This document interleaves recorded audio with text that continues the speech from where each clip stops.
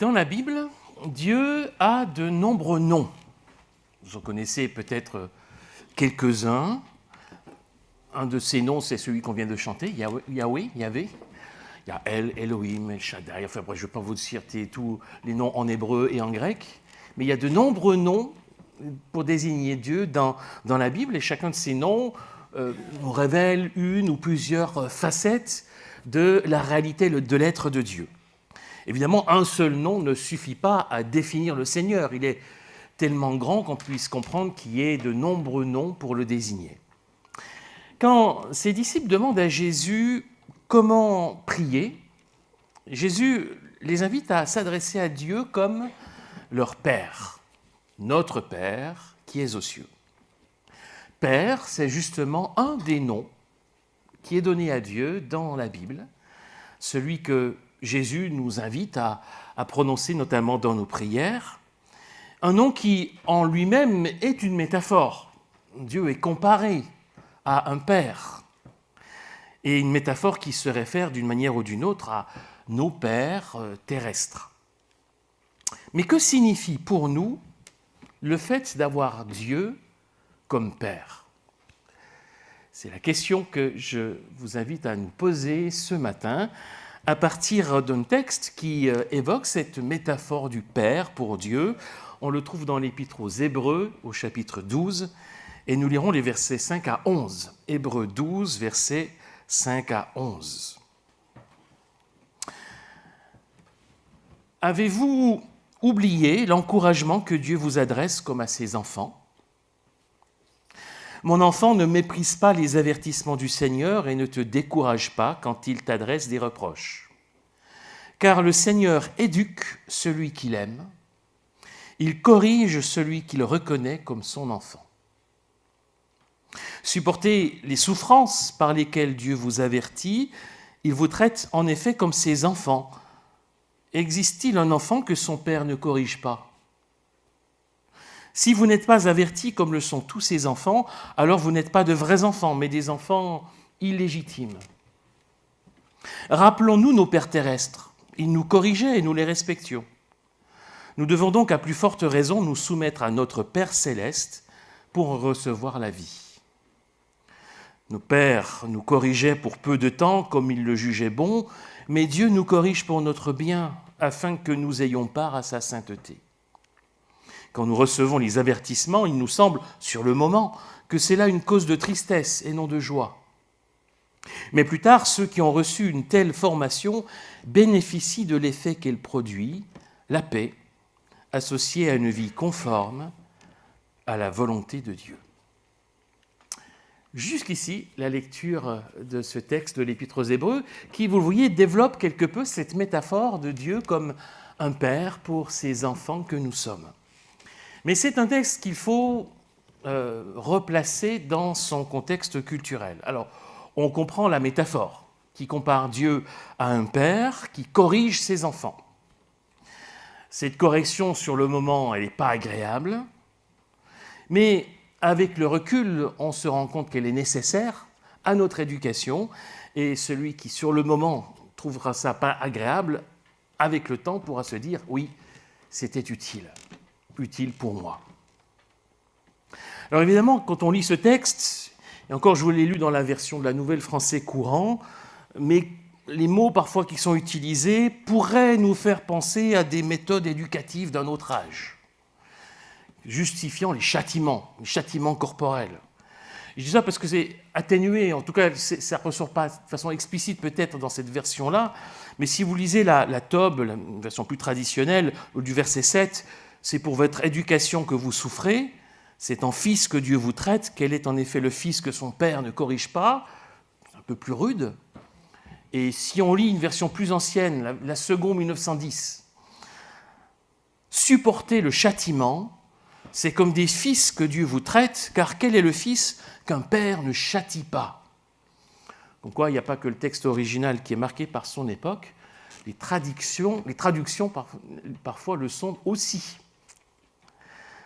Le verset 7, que j'ai lu dans quelques versions, en fait, littéralement dit « C'est pour l'éducation que vous endurez la souffrance ». L'enjeu, c'est l'éducation. La formule n'insiste pas sur la souffrance, mais sur l'endurance. La souffrance, elle est sous-entendue. En fait, ce n'est pas la souffrance qui éduque, évidemment. C'est l'endurance. C'est le processus éducatif lui-même qui peut parfois être source de souffrance pour l'enfant qui, dans le processus d'éducation, se voit restreint, limité, cadré. Je m'arrête un petit peu là-dessus, je me permets une parenthèse. On ne peut pas prétendre qu'un tel texte ou d'autres justifierait, d'un point de vue biblique, les châtiments corporels dans l'éducation. Je dis ça parce que j'ai entendu des chrétiens justifier les violences éducatives en citant tel ou tel texte biblique sans le replacer dans son contexte, tel proverbe qui associe à l'éducation le bâton, pour l'éducation des enfants, et donc ça veut dire bibliquement, voilà, les châtiments corporels, ça a leur place bibliquement dans l'éducation des enfants. Ça, c'est sortir des textes complètement de leur contexte. On sait aujourd'hui, et c'est important, que toute violence éducative est à proscrire. Et on ne peut pas banaliser. Vous savez, une bonne fessée, ça n'a jamais fait de mal à un enfant. Ben si.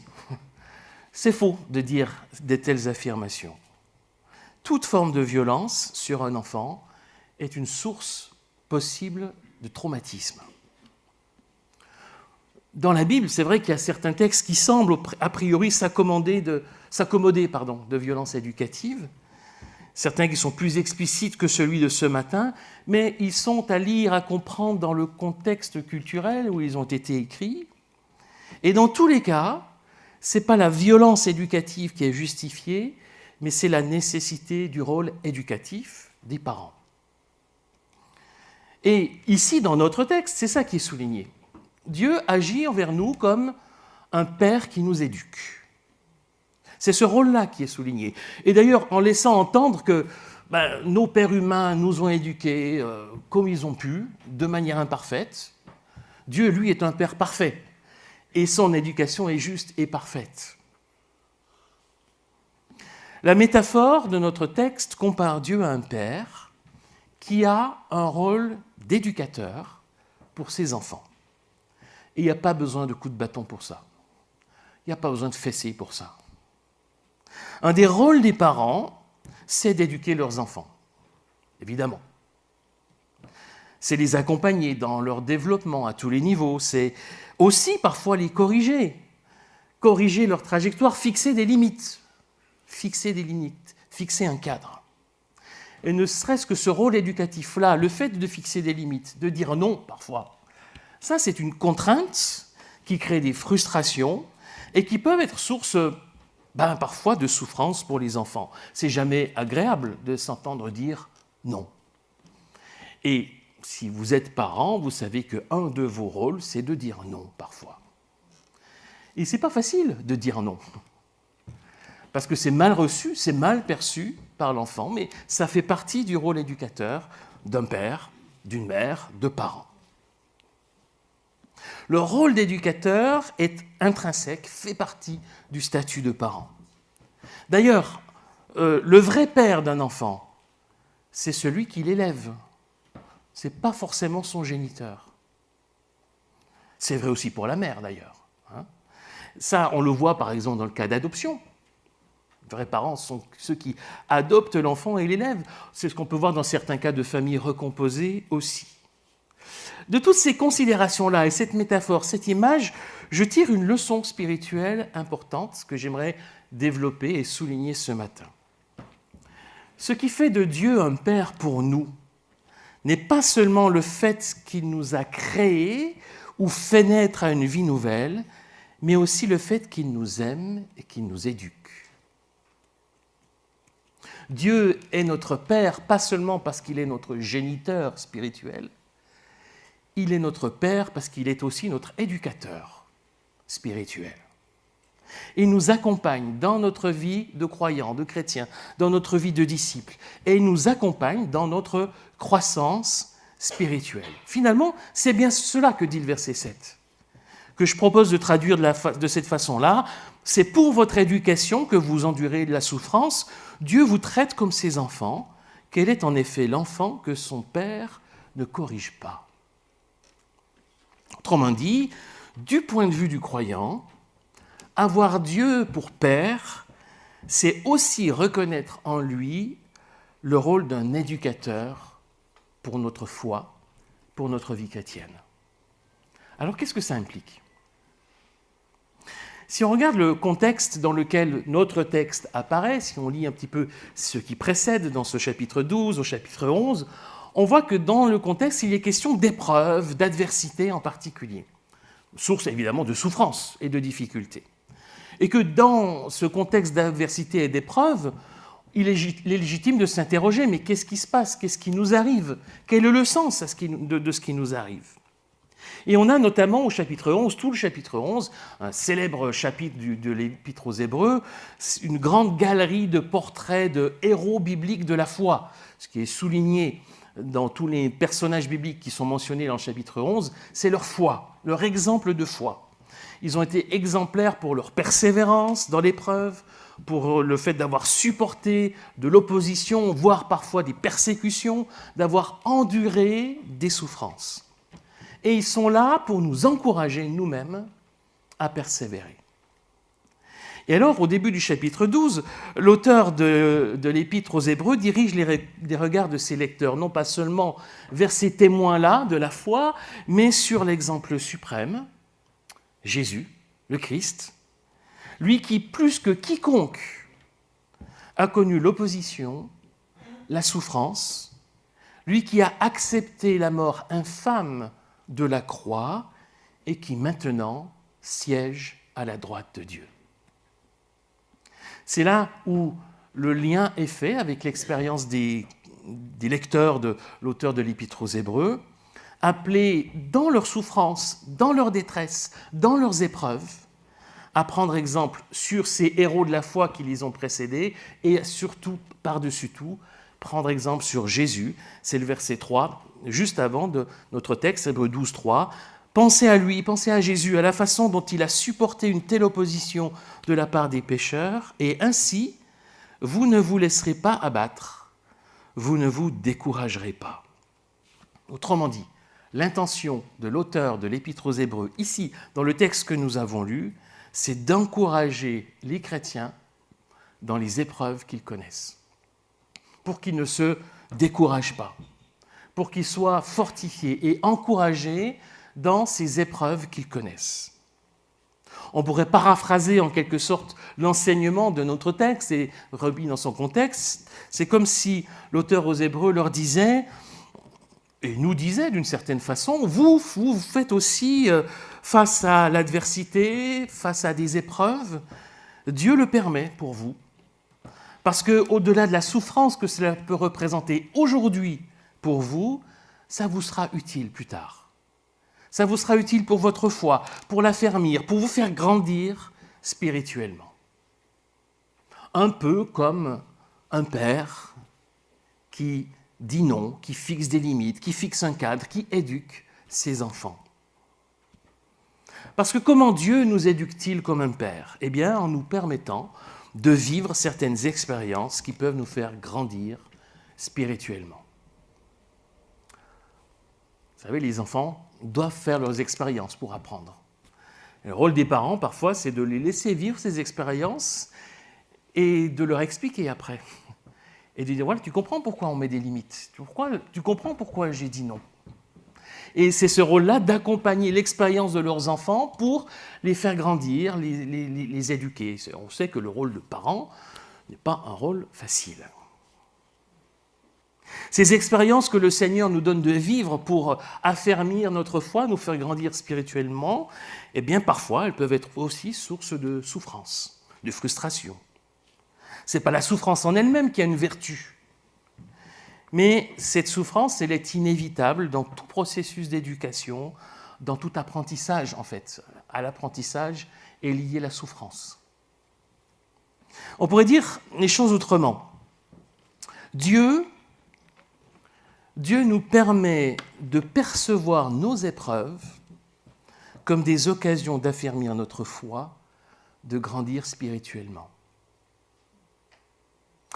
Le rôle d'éducateur de Dieu, c'est de nous faire changer notre regard sur les épreuves que nous connaissons, pour changer le mal en bien, pour transformer l'épreuve en une occasion de croissance spirituelle, d'apprentissage, de découverte de soi ou de la volonté du Seigneur. Je ne sais pas ce qu'il en est pour vous, mais pour moi, tout au long de ma vie chrétienne, les exemples de foi qui m'ont le plus impressionné, et de loin, ce sont les chrétiens qui sont au cœur de l'épreuve, qui sont dans la maladie, qui sont dans la souffrance, et qui témoignent, malgré cela, d'une foi paisible, d'une espérance sans faille, d'une joie dans la communion avec Dieu. Ce sont ces exemples-là qui, moi, m'ont le plus marqué spirituellement.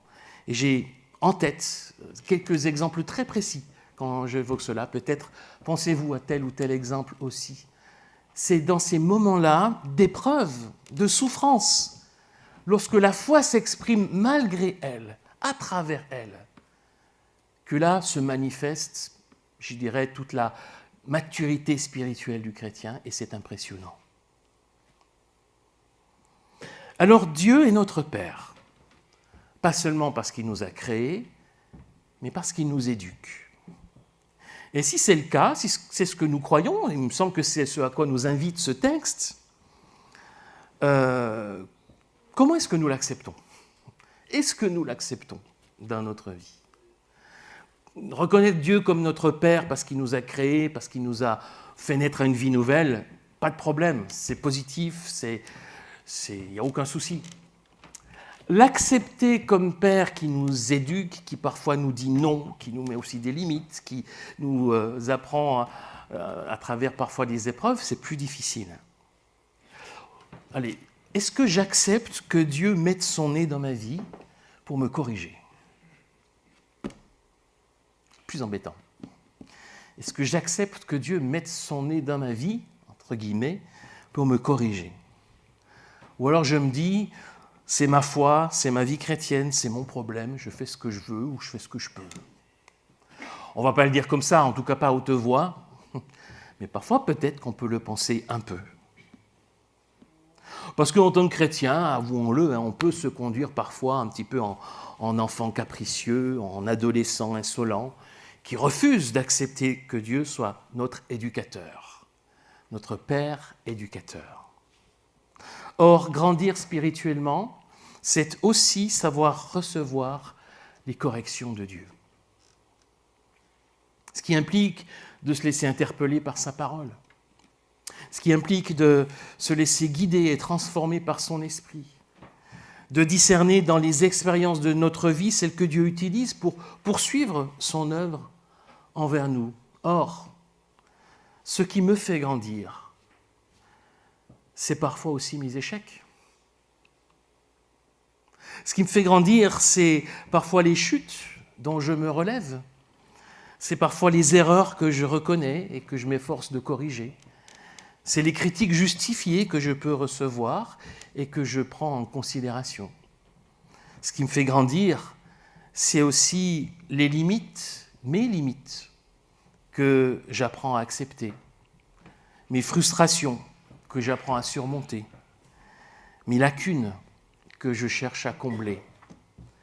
Et pour cela, il faut aussi parfois que je passe par des épreuves, par des difficultés, que je rencontre l'adversité pour l'expérimenter vraiment, pour le comprendre, pour l'intégrer vraiment. En fait, si on y réfléchit bien, les 3 premières demandes du Notre Père, vous connaissez ces 3 premières demandes du Notre Père, elles correspondent au rôle éducateur de Dieu. Notre Père qui es aux cieux, que ton nom soit sanctifié, que ton règne vienne, que ta volonté soit faite sur la terre comme au ciel. Quand on fait ces demandes, ce n'est pas pour les autres. C'est pour nous, d'abord. Quand on demande à Dieu que ton nom soit sanctifié, on lui demande que notre vie manifeste cette sainteté de Dieu, qu'elle soit manifeste, que sa présence soit manifeste dans notre vie. Quand on lui dit que ton règne vienne, On demande que son règne grandisse en nous, dans notre vie. Et quand on demande que ta volonté soit faite sur la terre comme au ciel, on demande à Dieu que nous sachions accomplir sa volonté. C'est d'abord nous qui sommes concernés. C'est d'abord le rôle éducateur de Dieu qui est mis en avant ici. Et si nous le prions, si nous demandons à Dieu de faire ça, d'agir dans ce sens, c'est bien parce qu'on ne peut pas y arriver tout seul. C'est parce qu'on a besoin d'un éducateur, d'un père qui nous permet de grandir, de progresser, d'apprendre, d'évoluer positivement. On a besoin de l'œuvre de Dieu en nous, qui doit nous transformer, nous façonner, nous éduquer par son esprit. Et ça, c'est l'œuvre de Dieu qui est une grâce. Parce que Dieu aurait pu, allez, nous sauver et puis après, débrouillez-vous. Faites ce que vous pouvez. Non, Dieu ne veut pas seulement que nous soyons sauvés en espérance de manière abstraite et théorique. Il veut que la réalité de son royaume devienne une réalité dans notre vie. Il veut que nous grandissions spirituellement, que nous progressions, que nous devenions des hommes et des femmes qui manifestent et qui vivent les valeurs du royaume de Dieu. Et ça demande parfois des souffrances, des difficultés, parce que c'est ce qui nous fait grandir et c'est Dieu qui nous conduit sur ce chemin. Alors je dirais simplement pour conclure cette leçon principale que je propose de retirer de notre texte, je formule de cette façon-là, Dieu est notre Père, non seulement parce qu'il nous a créés, mais aussi parce qu'il nous aime et qu'il veut nous éduquer pour nous faire grandir spirituellement. Dieu n'est pas seulement notre géniteur, il est notre éducateur. Celui dont nous avons besoin pour grandir spirituellement, celui qui par son esprit nous façonne et nous transforme à l'image de Jésus-Christ. Et il est un Père patient, un Père qui nous connaît, qui sait nos limites, nos difficultés, qui accepte que nous fassions des erreurs, que nous chutions, que nous nous trompions et qui nous relève, qui nous encourage, qui nous fortifie, parce qu'il est patient, bien plus patient que tous les pères terrestres que nous pouvons être ou que nous pouvons connaître. Mais ce qu'il veut pour nous, c'est que nous grandissions en lui pour que notre vie le glorifie. Amen.